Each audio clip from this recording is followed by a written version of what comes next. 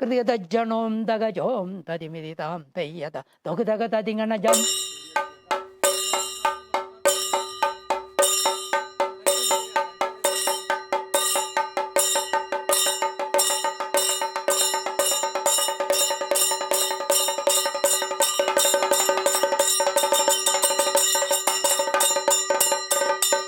ആദ്യം കളി കുമ്പടലാണ്. ഈ കളി കുമ്പടൽ പറഞ്ഞാൽ വിളക്കിന് നമ്മൾ വെച്ചിട്ട് ഇങ്ങനെ ഇങ്ങനെ നിന്നു, ഇങ്ങനെ നിന്നിട്ട് ഇങ്ങനെ ശരിക്കും ഇങ്ങനെ നിന്ന് തെയ് തെയ് ആദ്യം വലത്തേക്കാല് പൊക്കി ഇങ്ങനെ, പിന്നെ അതേമാതിരി തന്നെ പിന്നെയും അതേപോലെ നിന്നിട്ട് തെയ് തെയ് ഭൂമിനെ തൊട്ടു, പിന്നെ അതേപോലെ തന്നെ നിന്നു തെയ് തെയ് വിളക്ക് തൊഴുതി ഗുരുനാഥനെ വന്ദിച്ചു. ഇങ്ങനെയാണ് കളി കുമ്പിടുക എന്നാണ് അതിന് പറയുക. പിന്നെ ഒന്നാം കാല് തെയ്യത്ത തത്തയ്യം തെയ്യത്ത തത്തയ്യം തെയ്യത്ത തത്തയ്യം തെയ്യത്ത. പിന്നെ അത് കഴിഞ്ഞ രണ്ടാം കാല് തെയ്ത്താ ദിത്താ ദും ദും തെയ്ത്താ ദിത്താ ദിന്തും തെയ്ത്താ ദിത്താ ദിന്തും തെയ്ത്താ ദിത്താ കൃതികതജ്ജണോം തകജോം തതിമിതി താം തെയ്യത തൊകതക തതിങ്ങണച്ചം. മൂന്നാം കാല് മുഖരട്ടി. അത് നമ്മൾ ചെയ്യുന്നത് തെയ്ത്തിത്ത തത്തയ്യം തെയ് തെയ്ത്ത തെയ്ത്ത തത്തയ്യം തെയ് തെയ്ത്ത. 1 2 3 4 1 2 3 4 തെയ്തായിത്ത തുമൃതത്തൈ. കുമിഞ്ഞുകൊണ്ടായിരിക്കണം സ്ത്രീ കഥാപാത്രങ്ങൾ. എല്ലാവരും പഠിക്കുന്നത് ആൺകഥാപാത്രമാണെങ്കിലും സ്ത്രീ കഥാപാത്രമാണെങ്കിലും ഈ ഇതിൽ തന്നെ ചെയ്യണം. പിന്നെ വേർതിരിക്കുന്നത് ആശാനാണ്. ഇത് ഈ സ്റ്റെപ്പൊക്കെ എല്ലാവർക്കും ഒരേപോലെയാണ്.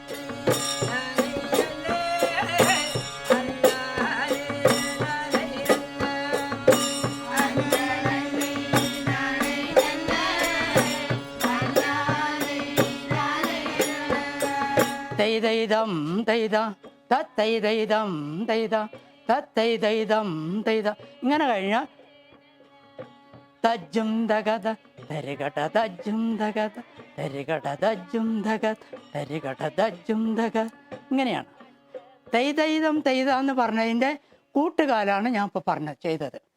തജ്ജും തകത തരികട തജ്ജും തക, അതാണ് നേരുകാൽ.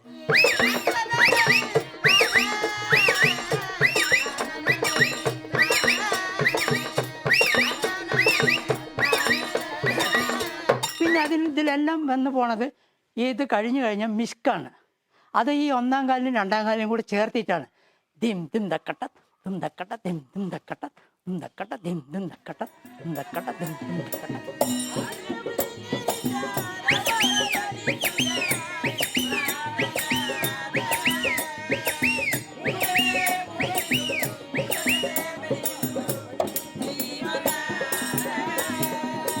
തട്ടുകാല്. ഈ തട്ടുകാല് എല്ലാ പൊറാട്ടിലും വരില്ല. ചക്കിലും ചക്കിൽ ചിക്കി ഇതൊക്കെയാണ് വരിക.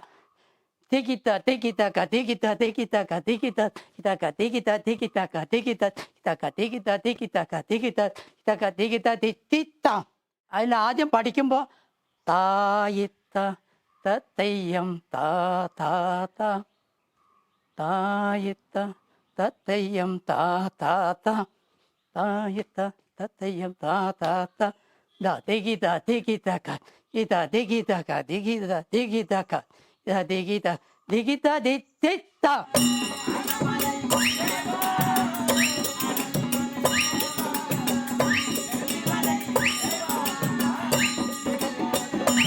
കലാസ്ഥലി ഇരുന്നണിക്കണം, എന്നിട്ട് ഇപ്പുറത്ത് ഇരുന്നിക്കണം, എന്നിട്ട് മൂന്നാമത് ഇരുന്നിട്ട് കഴുത്ത് വെട്ടി കളിക്കണം. തെയ് തെയ് തെയ് തെയ് തെയ് തെയ് തെയ് തെയ് തെയ് തെയ് തെയ് തെയ് തെയ് തെയ്. ഇതാണ് കോളഞ്ചം. ഉറവൻ വരാനേ സഭയ്ക്കിത അഭയം തരാനേ, തെക്കുന്ന് ഞാൻ വരുന്നേ ഈ നാട്ടിലെ ചിട്ടകളൊന്നറിയാം. തെരികട്ടതിക്ക് തെരികട്ടതിക്ക് തെരികട്ടതിക്ക് തെരികട്ടതിക്ക് തെരികട്ടതിക്ക് ടിട്ടിക്കടതിക്ക് തെരികടകി താത്ത മൃതത്തൈ.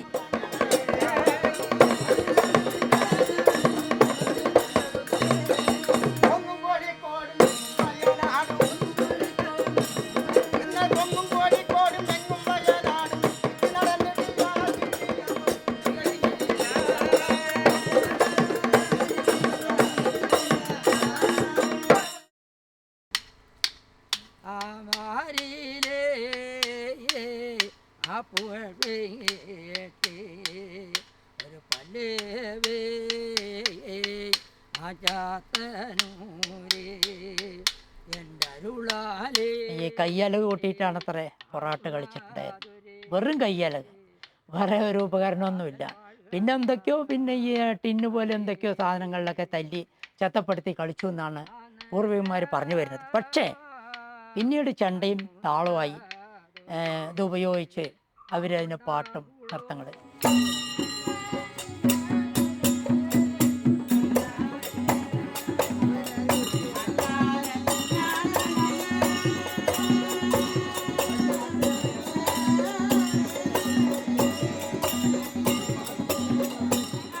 നമ്മൾ ചേറ്റിൽ പണിയെടുക്കുന്നു, അവിടെ ചേർന്ന് കാലി വെച്ചിട്ട് എടുക്കുമ്പോൾ അതിന് ശബ്ദം വരുന്നുണ്ട്. അതിലെ പ്രകൃതിയായ താളം കിടക്കുന്നു.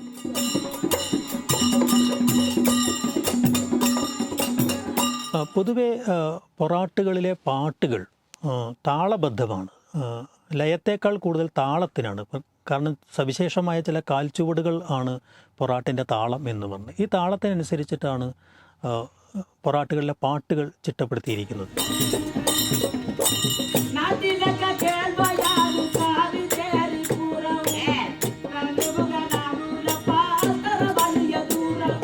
ഈ പാട്ടുകൾ മിക്കവാറും തമിഴ് സംഗീത നാടകത്തിൻ്റെയും നാടോടി നാടകത്തിൻ്റെയും ഒരു പാരമ്പര്യം പിന്തുടരുന്നവയാണ്. 32 അക്ഷരകാലങ്ങളാണ് പൊതുവെ ഉള്ള താളങ്ങളിലാണ് പൊതുവെ ഈ പാട്ടുകളൊക്കെ നിബന്ധിച്ചിട്ടുള്ളത് എന്ന് കാണാം.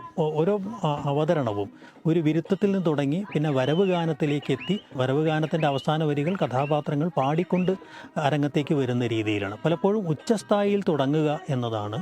വിരുത്തങ്ങളൊക്കെ ഉച്ചസ്ഥായിയിൽ തുടങ്ങുന്ന രീതിയിലാണ് ഈ പാട്ടുകളൊക്കെയും ചിട്ടപ്പെടുത്തിയിരിക്കുന്നത്.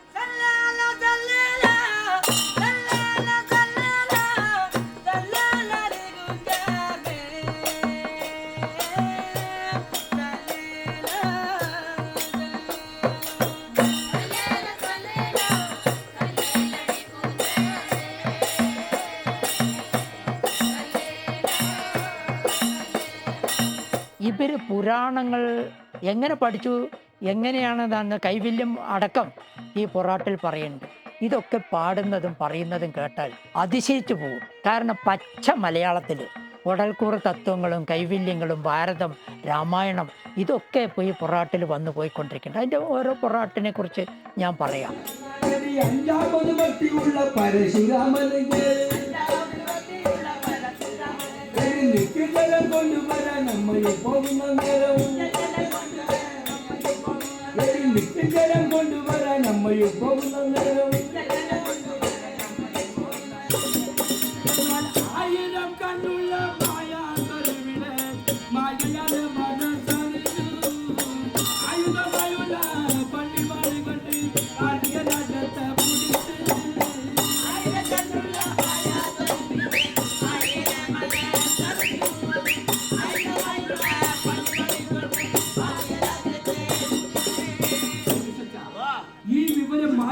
ദേവിയൊപ്പം അറിഞ്ഞുപോകും.